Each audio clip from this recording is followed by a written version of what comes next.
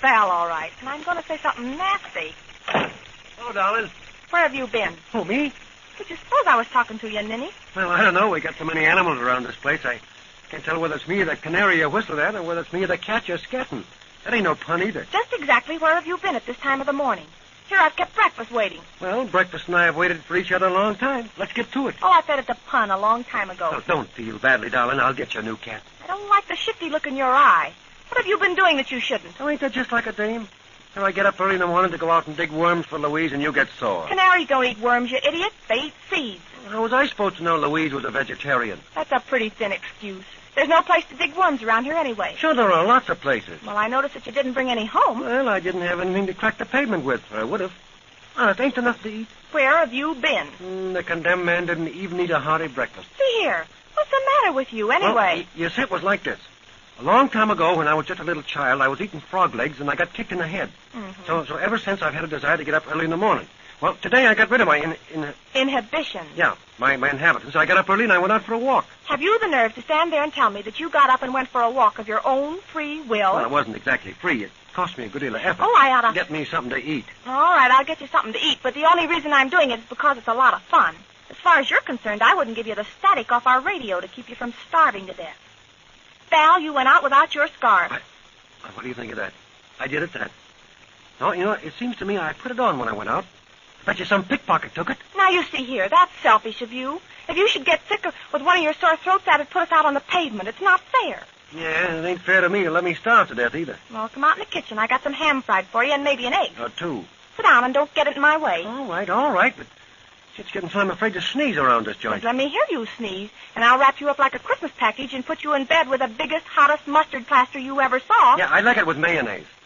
Hurry up them eggs and things, will you? Say, what do you think this is, a beanery or something? Well, this apartment looks like something, all right, but it ain't a beanery. There you are, and you don't deserve it.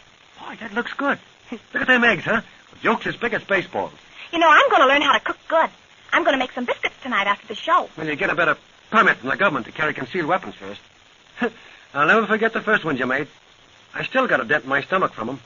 What's the matter? Why aren't you eating your ham?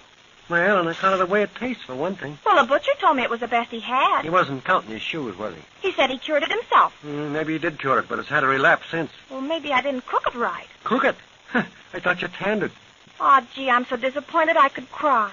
Here it is, the first breakfast we've had in our apartment, and I have to do something to the ham.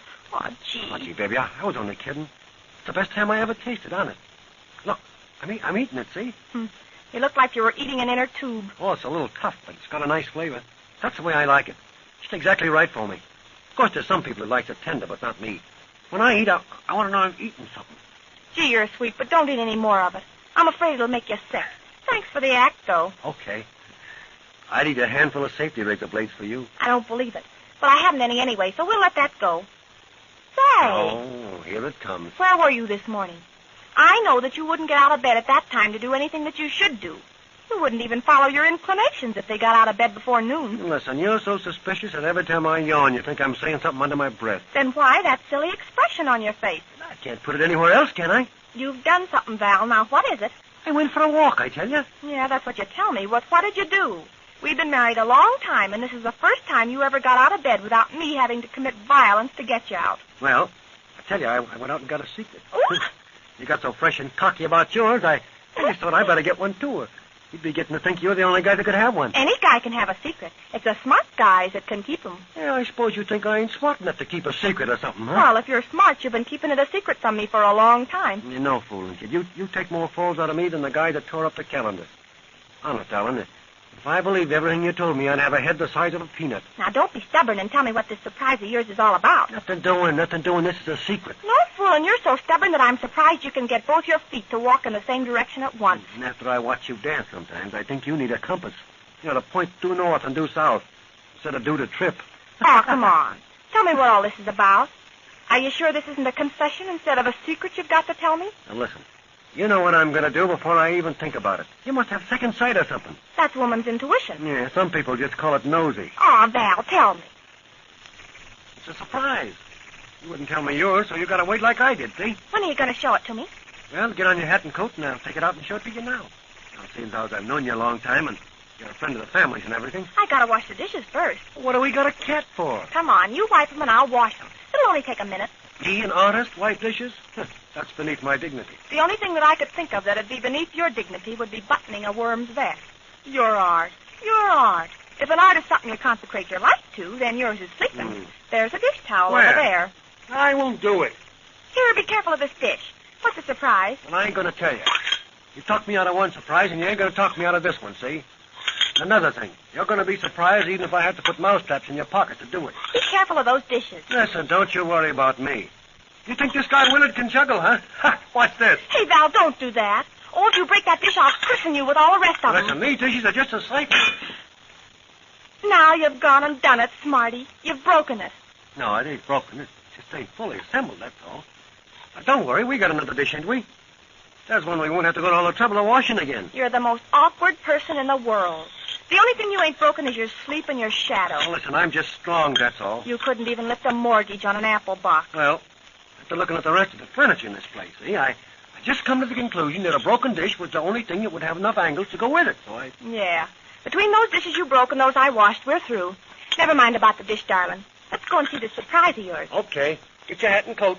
And you get your scarf. Listen, I don't need it. It's warm out. Even a chorus girl couldn't get goose pimples. Well, a hoofer will get bruised if he don't wear his scarf. Someday I'm going to a sanitarium and rough it. Let me catch you without that scarf, and you'll be going to a receiving hospital to get darned. Come on, will you? All right, let's go and see this surprise. I'm as excited as a knife thrower's partner when the knife thrower has hiccups. Hey, listen, did you feed Louise? Oh, gee, I forgot. I'll go now. Honey? Yeah? Oh, I haven't any seed for her. Well, open up a can of corn. Well, do you think? Sure, ain't corn a grain? Well, I don't know where you learned that it was. In fact, this is the first time I ever heard you say a can of corn. I thought you thought it was came in bottles. Yeah, you feed that kind of corn to Louise, and she'd think she was an eagle.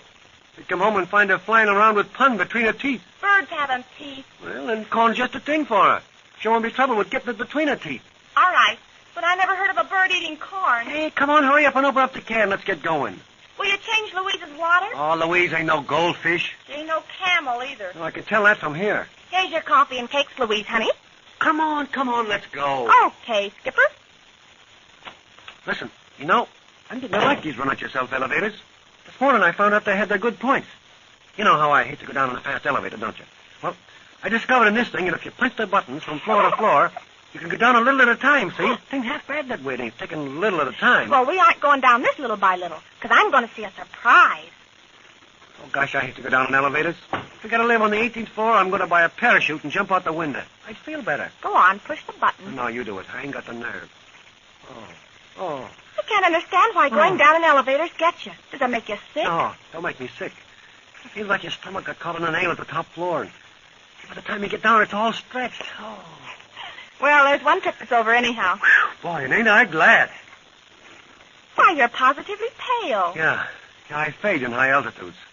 Hey, think that doorman looks at me every time I go in and out like I was the groceries and ought to be sent around to the rear or something. Yeah, and if he don't cut it out, the only thing he's going to be able to look at will be the ceiling. Don't do that. You sound like a leaky radiator. Oh, gee, isn't it sunshiny and warm out this morning? Yeah, I think I better take off my scarf, huh? You do, and you'll be putting on a shroud. Or call a taxi and let's get this surprise of yours over. Call a taxi. Ha, ha, ha. Don't make me laugh.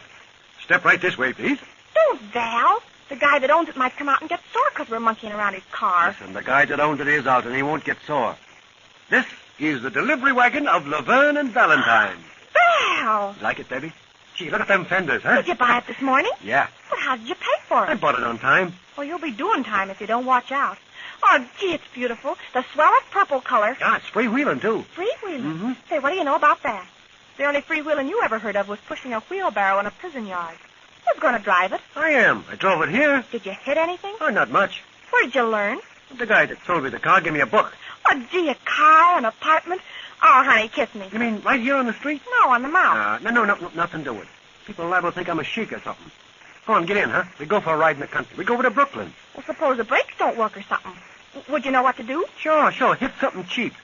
Oh, boy, won't we panic 'em when we drive up the theater and this? Yeah, if we don't drive through it, we will.